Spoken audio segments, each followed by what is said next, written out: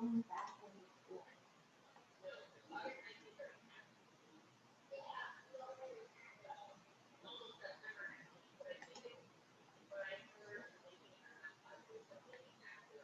portal, and Mary Akers with us, and she's the SGO executive director. You guys all talked to her about disbursements, donors, anything with the SGO. And then we have Ted Feeney with us today, and he's the director of school services. So we're going to talk about the SGO portal. We decided to do a Zoom call instead of our conference, but we missed seeing all of you today. First, we're going to introduce our website. It's www.i4qed. And here we have our different issues that we do. First, we're going to talk about Take Action, which is our advocacy. And Ted's going to talk a little about that this morning. Ted?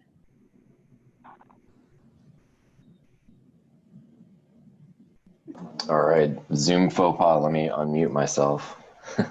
Good morning, everyone. And thank you for taking time out of your schedules to be on the call this morning.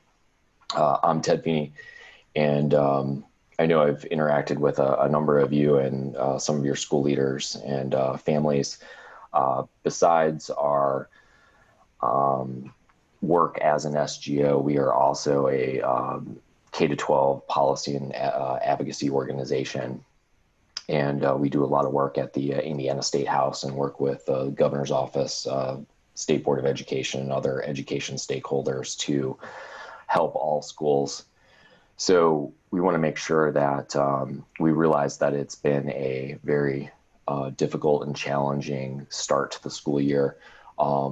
Before too long, starting in January, we'll have the legislative session. So we will engage slightly before that, probably through October, November, December, and then starting in January for some of the school choice legislation, and want to make sure that we will discuss that with you and your school community. So just want to say, be on the lookout where we want to, for that information. We want to be very obviously respectful for the challenges that are happening with schools and across the state.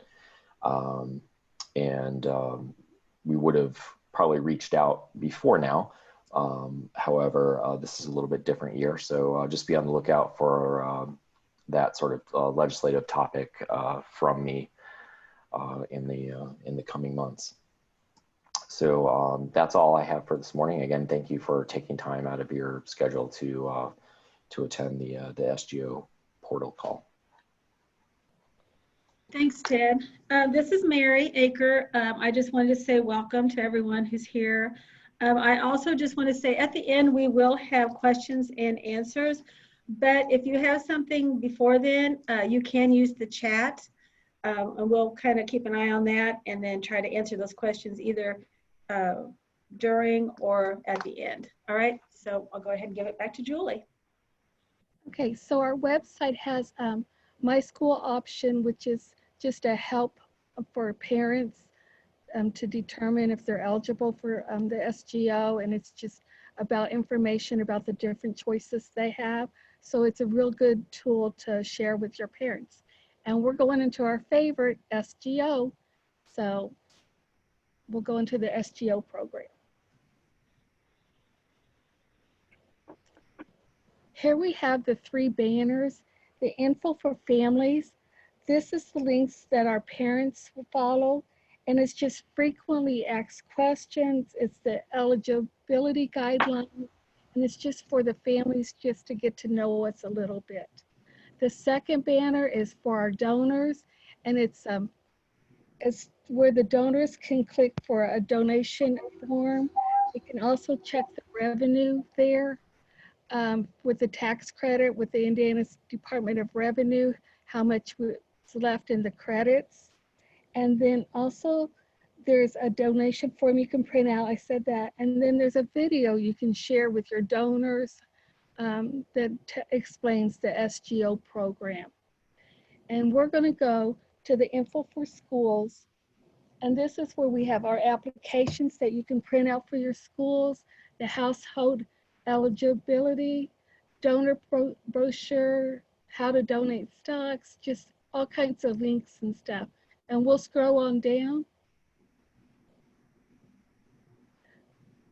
So we want to go to the helpful links for school users SGO login. And that's where we'll log into our program. So that's where you log into the portal at. Okay, so you guys have your login and your passwords. And if you need help with that, just contact me. I'll be glad to help any way I can. So this is our first screen that we'll see. First, I want to talk about up at the right-hand corner where it says J South. If we click on that, we get many, edit profile. Click on that. And this is where, if you're not getting emails about applications that's been approved, disbursements or donations, this is where you'll come and click on those, and the scholarships email address will send you that information. I don't believe that all your users will need all that information. Like, you may want just one person to receive all the applications that's being approved, someone else doing the donors, someone else doing the disbursements. So when you have your users, make sure they know that that's available for them, but they don't have to click on all of them. So, and then to update that, you'll have to put your current password in, but we're just going to back out with the back arrow over on the left. Okay. So, edit school profile. This is where we get the information about your schools, and we'll just scroll down. Most of you know, fill it out every year. The important thing is to do the principal name, the principal email, because that's how Mary gets your name for the newsletters, how you'll get involved with the advocacies, when Ted sends out action alerts that we need your help with the legislators. And these are where we pull our names for those kinds of emails. The school officials are the person that I would contact if I have an issue with an application, that there's a question. And if I'm going too fast, please just let me know. And then, and if you need anybody else at your school that you would like them to be on the newsletters, board members or anybody, just give Mary a shout and she'll be glad to add them. And so, like if you have development directors that need to be on the newsletter, or just other faculty, that we'll be glad to send them a newsletter. Okay, so scroll on down, and it's just information that you'll fill out, tuition, the different scholarship information and things. So we can go on out of that, Ted. Just arrow back up. Yeah. Okay. Now this year we did something different. We put the SGO guidebook inside of the homepage. So you won't get a guidebook for per se this year. We put it right inside there. So if you have any questions or need to reference the guidebook, it's right there at for your convenience. So any questions you have, and Mary and I are always available for you. So now we're going to get started. Let me go over our deadlines is December 15th. And of course, we'll work with you with that deadline. And then again on March 15th, which that deadline's a little bit stricter because our Department of Education reports just the same as you. We have to report and get all of our information to them. So now we're going to go into applications.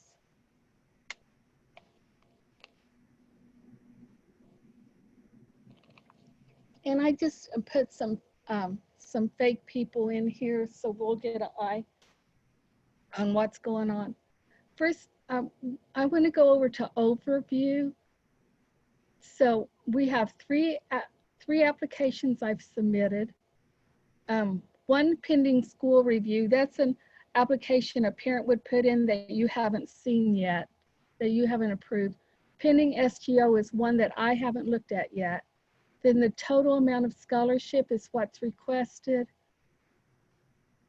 And the total certified scholarship is the amount that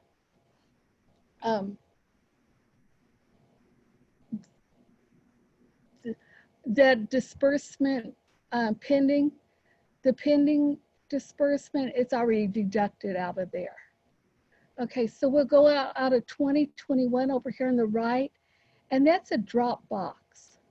And that's going to be real important. You want to make sure that that's on the school year that we're working with.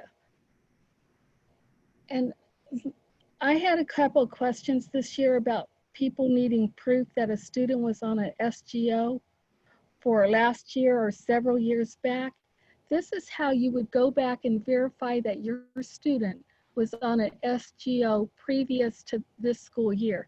So you would go back down to 17, 18, and then search and filter.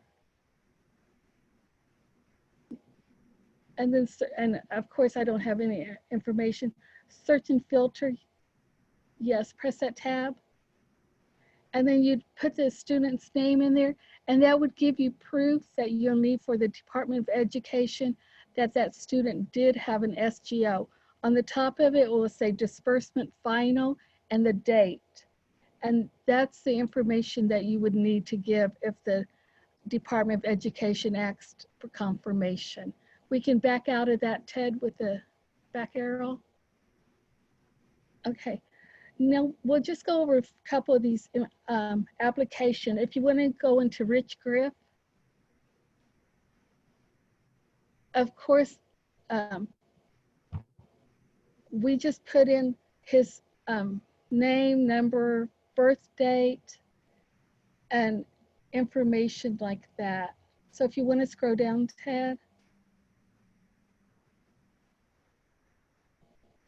Parents' name, number in household, annual income, you know, the tuition fee, then the number, the total of scholarship. So if you have any questions about that, just let us know. Okay, so, and it's the same with that you can create a new application, Ted. Okay, the first several fields will be automatic autofill for you. And so you'll scroll down, make sure the school year is 2021. Again, it's all the same information, you know, the student's name. This year, the DOE requested we have a birth date on every application, on every student. They haven't really required that before, but now when I turn in my report, I have to have a birth date. So if you guys could help me with that. Again, it said ever received a tax credit, ever attended, currently receiving a voucher, scrolling down, yes, no, scrolling down, number of household, annual household income. And we know that with the COVID, that information now may not be correct right now. So of course you can use your income verification forms. You get them in your choice package, or you can always just request it from me. But we understand there's going to be some, you know, fluctuation with that. And you can use current pay stubs or, you know, government information that says that they've lost their job, that they're getting government help and things. So just work with the parents to help them out. And then let me talk to you about the third party. Of course, that would be like fax, SSS, PSAS, and TADS. And so just say you put third party in there, Choice Scholarship Award if they received one, just put that in, and then income verification or supporting documents. And so if you have any questions, feel free to call us. Then we'll talk about tuition, whatever your school has based for them, and the scholarship. One thing that's new with the voucher is to be on the voucher, you have to have $500 or more to be on the voucher for the next year. But now we can have less amount if you're supplementing a voucher. Like if the tuition is 4,500 and the voucher, that's not a good example. If the tuition is 4,400 and then the voucher is 400, you could give them a scholarship for $400. So it can be less than $400. You can help fill that gap up for the parents if your school wants to be. And the other part I want to get to is the parent's guardian agrees to receive up-to-date information. And Ted's going to talk to you again about that. Ted?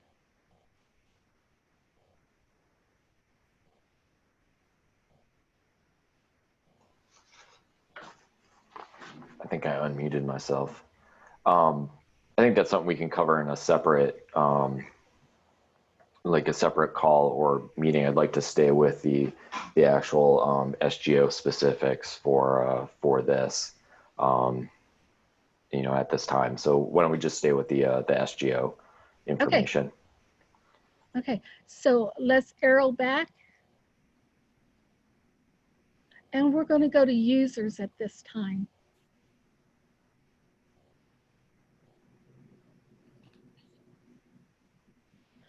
Your users, there's two types of users. They're administrators and there's associates. And associates is read only. They cannot put in any information or they can't approve, they can't do anything except read the information. And then your administrator can, of course, approve the application, put in numbers, data, and then you want to make sure that you keep your portal updated.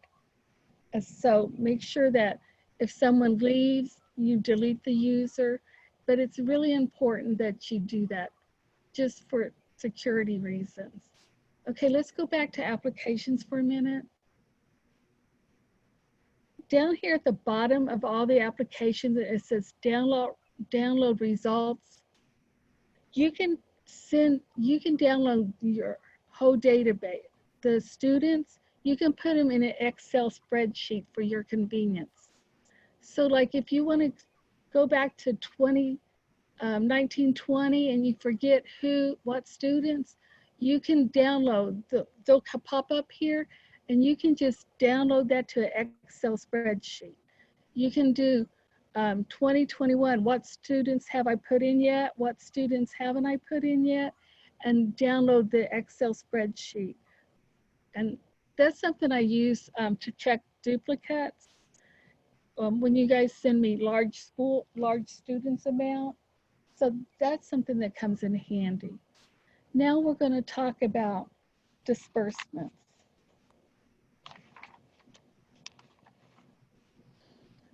To request a disbursement, you just click on the request disbursement. Okay, one time as you know, it's just one time you request 3,500 for your 7 kids, you get 3,500. You put a dispersed date in there and then we'll send it to you ACH or check. And so, but then we also have, Ted, if you want to do one time and click on the drop box. Fall and spring, if you want to have it fall and spring like one now and like you don't quite have all the money in, but you have some of the money, you can do a fall, and then in the springtime do another disbursement.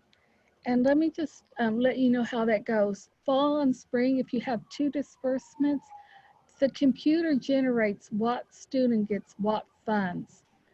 And so it goes through the computer and it takes the first kids and it designates funds to the first 10 kids until the funds run out.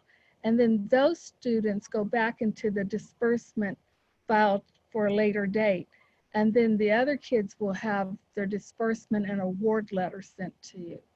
So you can do half and half, but just remember the computer is the one who generates which students will get the fund.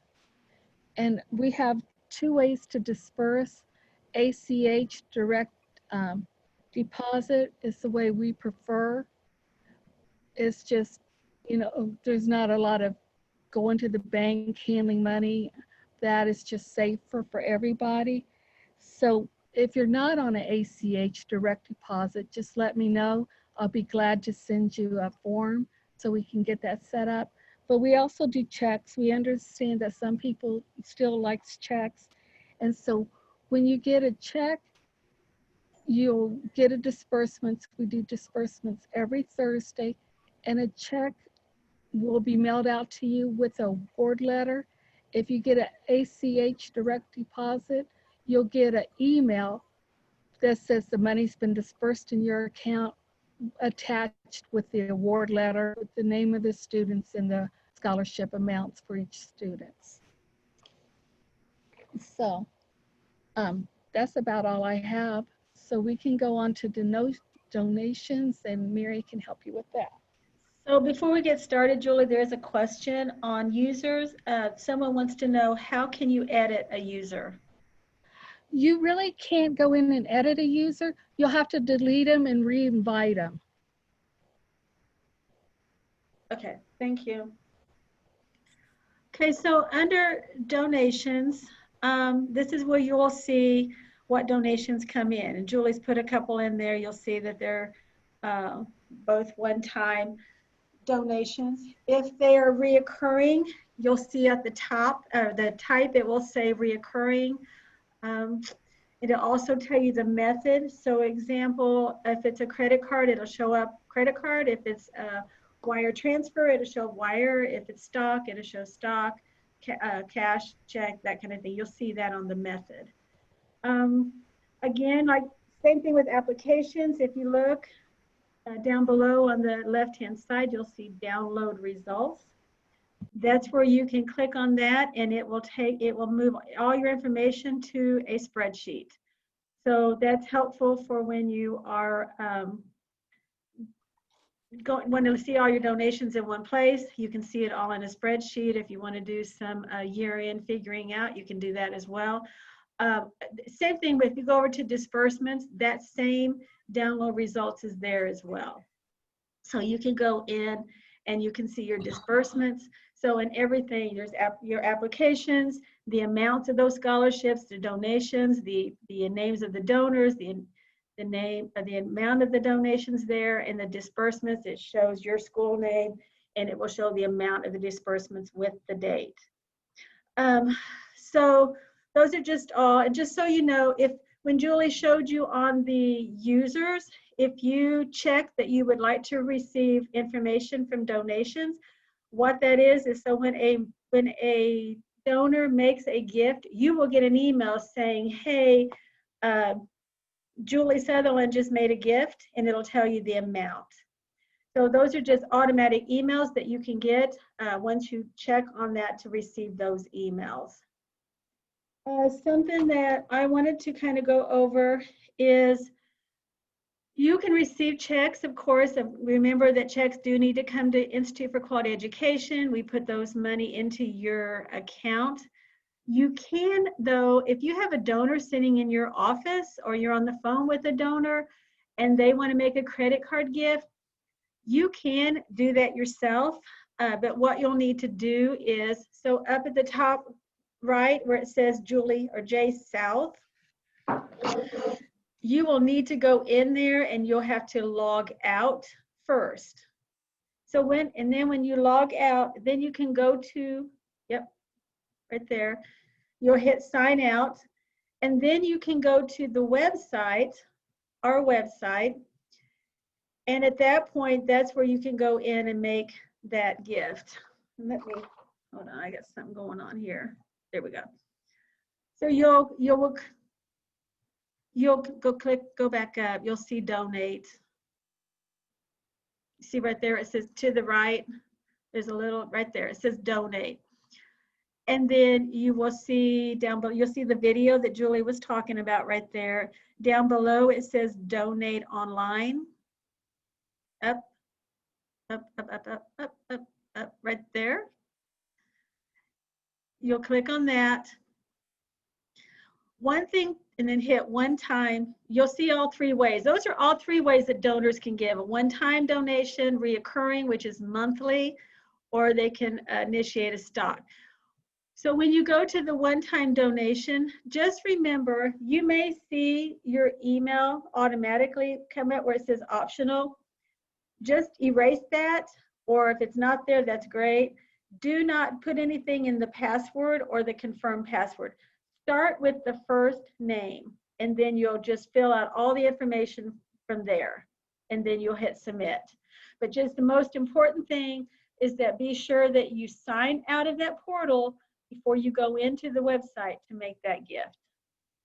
We just had a little bit, I've done it myself. I mean, I've gone through the whole process, and then all of a sudden I'll get a oops error, and I'm like, oh my gosh. Well, it's because I did not sign out of the portal. So be sure that you sign out of that portal. Something else I wanted to talk to you about is, and it really doesn't have to do with the portal. It's just kind of ideals for you. You know, we want to make things as easy as we can for donors when they make a donation.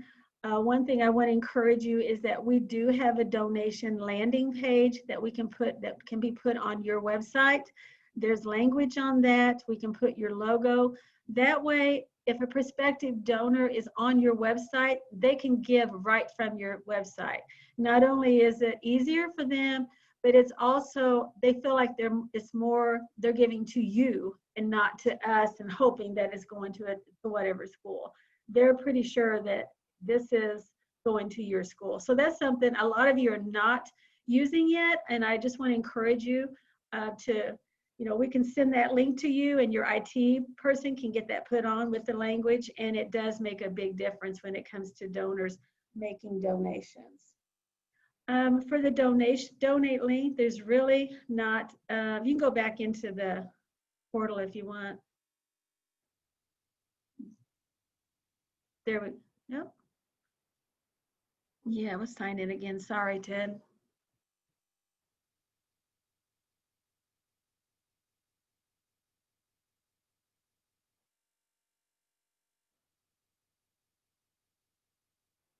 Okay, so if you go back to donations, again, basically that just shows you what your donations are, who made that donation, so you can thank them.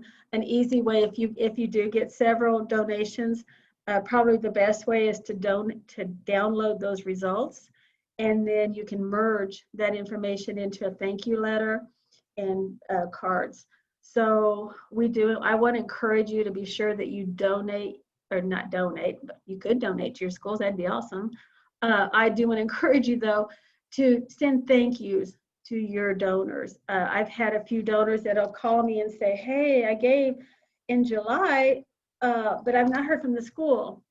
And so I have to go in and say, yes, it went into their account, and, you know, and I know they're very appreciative. I know they're busy and that kind of thing. So they love to hear back from you. So if you can send those thank yous, even if it's just a little note, I would get that sent out to them. As far as the donation side of the portal, that's really it. It's just information for you. And like I said, you can hit the search. I'm sorry, the search and filter. You can go in, and that's where you can type in a last name and try and find that donor. So if you have 100 donors and you don't want to scroll through all of them, you can search for that donor. and find them there. That'll give you their information. So just another little tip for the on the portal side. So I think that's all I have for the donations. And for the portal, it's pretty easy. We've tried to make this very user-friendly. We hope that you all find that it is.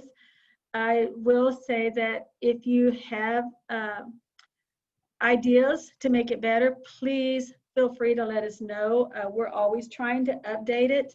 Our developer, his name is Forrest, is very helpful with us trying to upgrade and trying to make this the best it can be. So if you have ideas or things like that, please let us know and we can try to make that happen. So I'm saying, so Julie, do you have anything else? No. Oh, we have a question here. Let's see. Julie, can you go over the minimum tax credit donation from parents again? Is the disbursement to first kids by who was entered first or by name? So she's asking, how does the system, Julie, how does the system determine what kids are paid when there's not enough funds, I guess? The computer just generates it. It's like a computer lottery. It just takes the first kids and go on down. Yeah, it's basically based it's on. Probably the way I approve them in the computer, it goes down that way. If there's an exception that someone has to be paid at a certain time, we can always override it. But most likely, if it's spring and summer, most likely the computer just generates it. Does that help? That answer that question? So does anyone else have any questions that you'd like to have answered or anything what we can help you with? Just type that in. I'll give you guys a few seconds.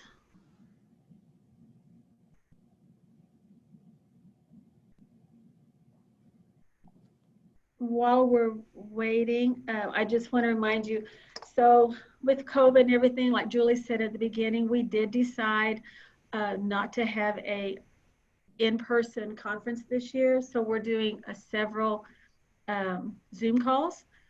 I know we're planning one, and Ted's going to be leading these. We're planning on doing one with pre-legislative, which would be in November.